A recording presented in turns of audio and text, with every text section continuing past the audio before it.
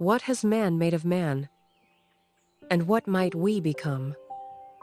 If we just slowed down? There are moments when nature surrounds us with such grace, such beauty, that our hearts feel full. And yet, in that fullness, there's also a quiet ache, a sense of loss, a longing, a reflection. Welcome to Carefree Sloth, where we breathe in the wisdom of poets, philosophers, and the world around us, slowly, mindfully, together.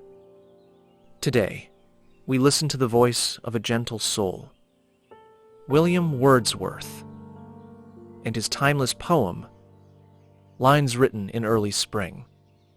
Let us walk softly with his words and see what truths bloom within us. I heard 1,000 blended notes, while in a grove I sat reclined, in that sweet mood when pleasant thoughts bring sad thoughts to the mind. We begin with a moment of stillness. A man reclines in a grove, not rushing, not striving, just sitting, listening, feeling.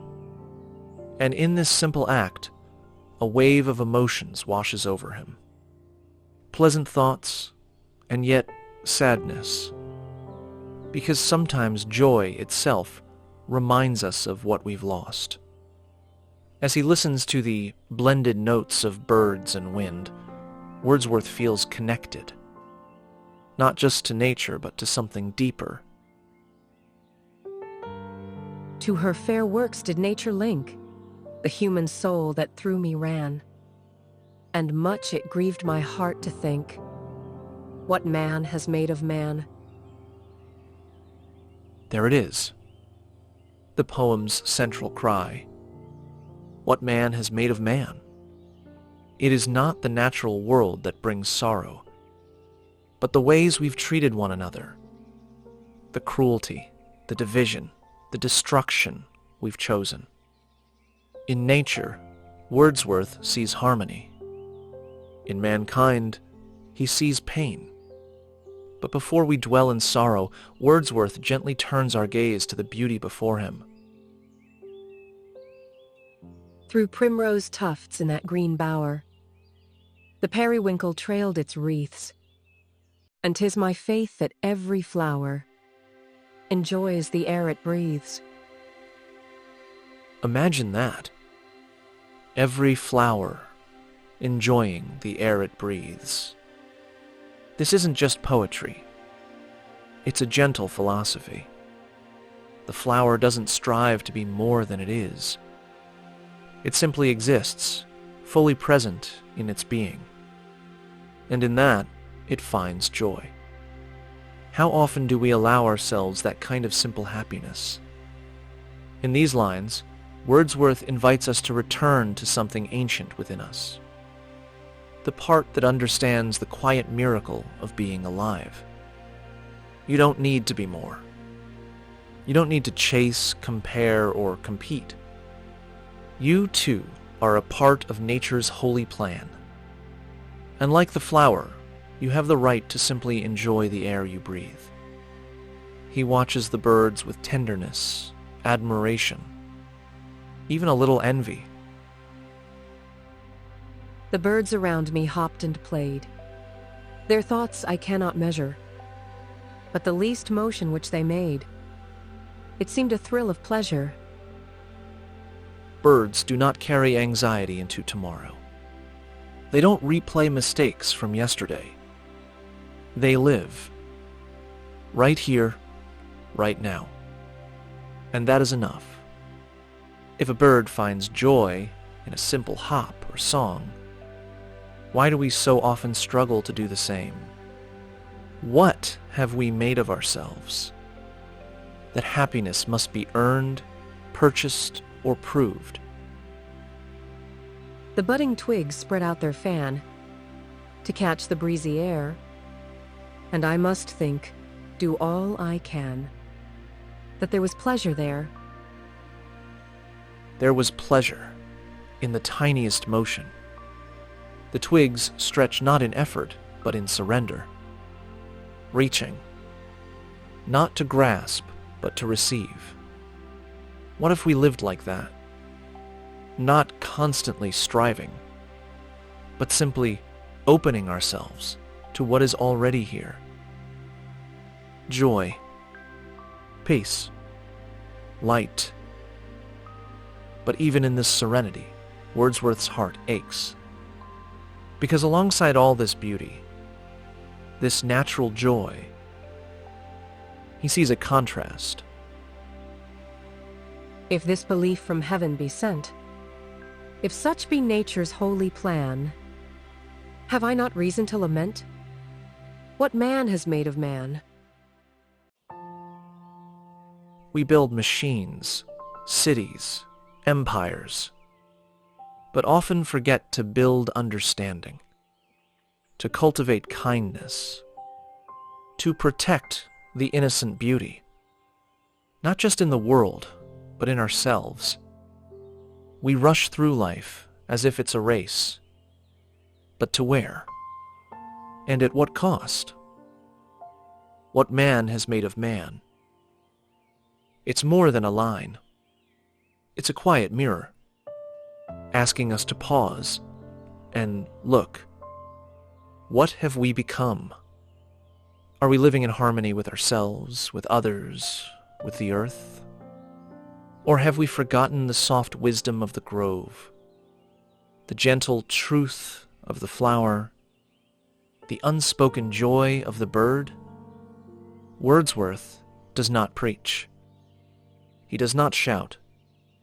He simply observes, and in that, he teaches. He shows us that peace begins with attention, the kind of attention that hears a bird's wings, that notices the way light moves on leaves, that finds meaning in silence. Here at Carefree Sloth, we believe in that kind of wisdom. The kind that doesn't rush, that listens, that breathes. Wisdom is not always loud. Sometimes it is soft, like a breeze, like a line of poetry written in spring. So let this poem be a prayer, not for answers, but for remembering. Remember that you belong to the earth, that your soul is not a machine, that you are more than your tasks and your timelines.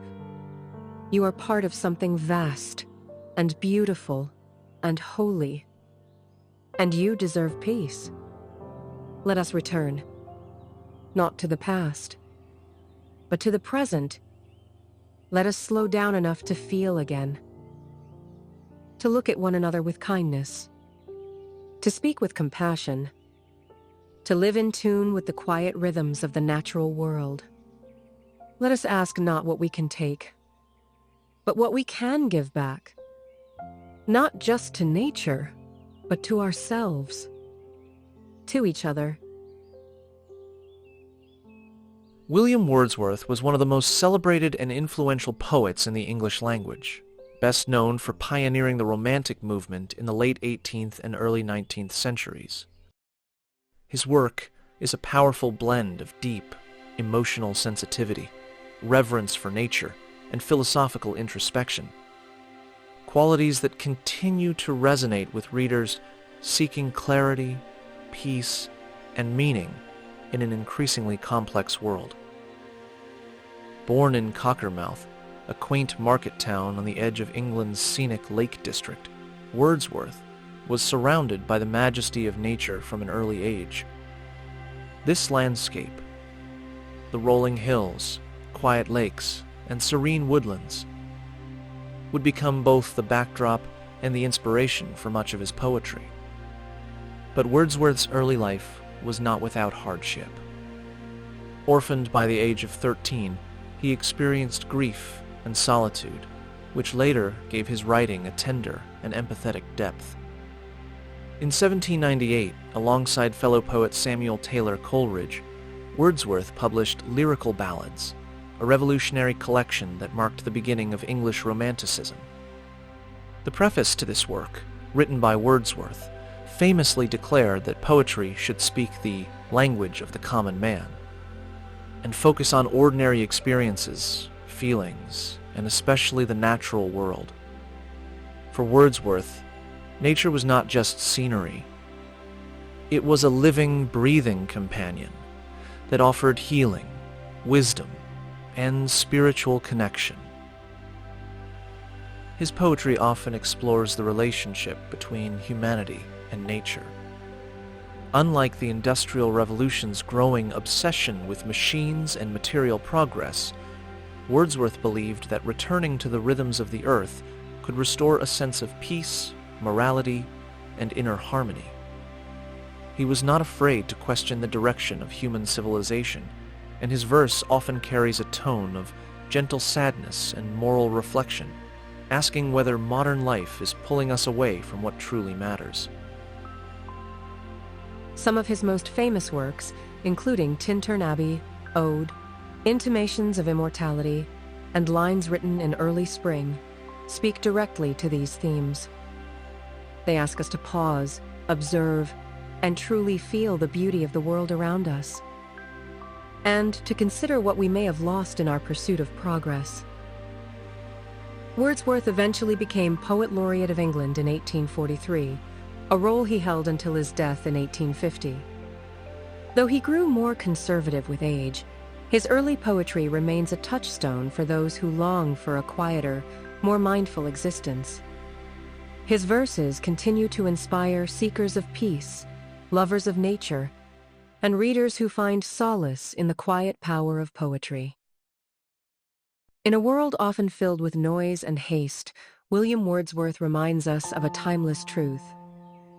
The greatest wisdom may lie not in conquering the world, but in simply learning to walk gently through it.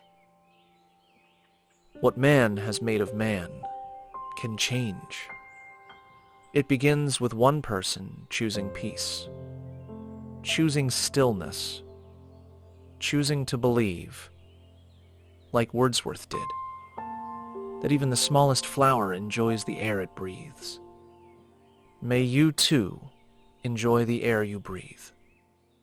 If this video offered you a moment of reflection or calm, please consider liking and subscribing to Carefree Sloth.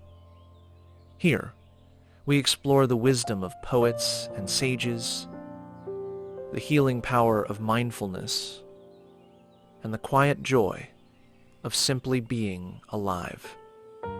Until next time, be gentle, be present, and remember, what man has made of man does not have to be the end of the story.